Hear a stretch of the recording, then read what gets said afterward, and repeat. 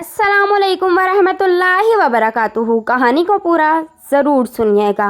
नजमा अनवर के पाँव दबाते दबाते रुक गई और बोली, 2 दिन के बाद घर आए हो, कहाँ थे? ये सुनते ही अनवर ने एक ज़ोरदार लात उसके सीने में मारी। करख्त लहजे में बोला, बदजात, तुम होती कौन हो मुझसे ये सवाल करने वाली? तुम्हारी हैसियत मेरी नज़र में सिर्फ एक मामूली नौकरानी की है और कुछ नहीं। नजमा, जो उसकी लात पड़ने से बिस्तर से गिर गई थी, संभली और बोली, अनवर, तुम्हारी बीवी हूँ, 10 साल से तुम्हारे निकाह में हूँ, तुम्हारे 4 बच्चों की माँ हूँ, तुम्हारा घर, माँ बाप सबको संभालती हूँ। अनवर चीखते हुए बोला, मुझ पर एहसान नहीं करती हो? 4 दीवारी में इज्जत की ज़िंदगी गुजार रही हो, 3 वक्त का खाना तुम्हें मिलता है, हर तरह की सहूलत मौजूद है घर में, मेरे होने और ना होने से तुम्हें क्या फ़र्क पड़ता है?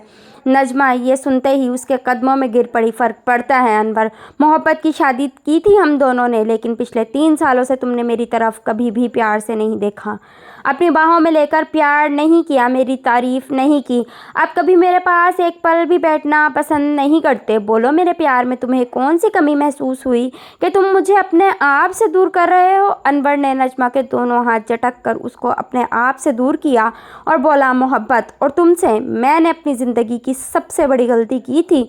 तुम मेरी कज़न थी, पूरे ख़ानदान में खूबसूरत थी, तुम्हें हासिल करने पर शर्त लगी थी और ये शर्त पिछले 10 सालों से मेरे गले में हड्डी की तरह फंस चुकी है। नजमा ये सुनते ही उस पर लपकी, उसका गिरबान पकड़कर बोली, क्या तुमने कभी भी मुझसे मोहब्बत नहीं की थी? ये सब धोखा और फ़रेब था। तुमने इस धोखे में मेरी सारी जवानी खा ली, मेरा रंग रूप बर्बाद कर दिया और अब मुझसे दूर भाग रहे हो। अनवर ने नजमा के बालों पर अपनी गिरफ्त मजबूत की और करीब लाते हुए बोला, नफ़रत करता हूँ तुमसे, घिन आती है तुमसे। अब ना ही तुम्हें देखने को मन करता है और ना ही तुम्हारे जिस्म को। एक और बात कान खोल कर सुन लो, मैं दूसरी शादी कर चुका हूँ 1 माह पहले। मेरी दूसरी बीवी तुमसे ज़्यादा खूबसूरत और पढ़ी लिखी है, तुम्हारी तरह जाहिल नहीं। अनवर ने हकारत से उसको ज़मीन पर फेंक दिया। नजमा ये सब सुनकर गुमसुम सी हो गई, उसकी आंखों से आंसू जारी थे।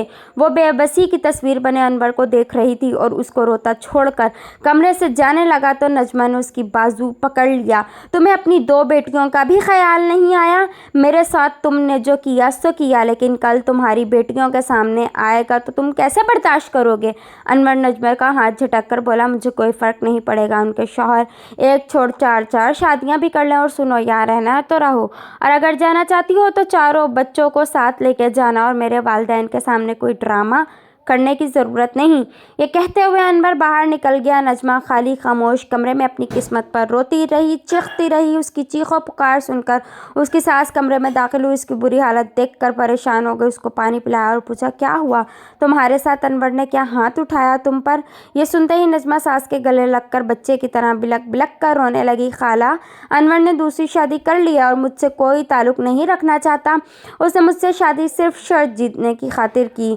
10 साल तक मेरे जज्बात मेरे जिस्म से खेलता रहा। वो मुझसे प्यार नहीं करता था खाला, वो मुझसे प्यार नहीं करता था। नजमा की सास ने उसके आंसू साफ किए और उसके चेहरे को प्यार करने लगी और समझाने लगी, नज्जू पुत्र, एक बात अपने जहन में बिठा ले, ये दुनिया मर्दों की है, इनकी ख्वाहिशात की है और हम सिर्फ उनकी ख्वाहिशात के आगे ढेर हैं।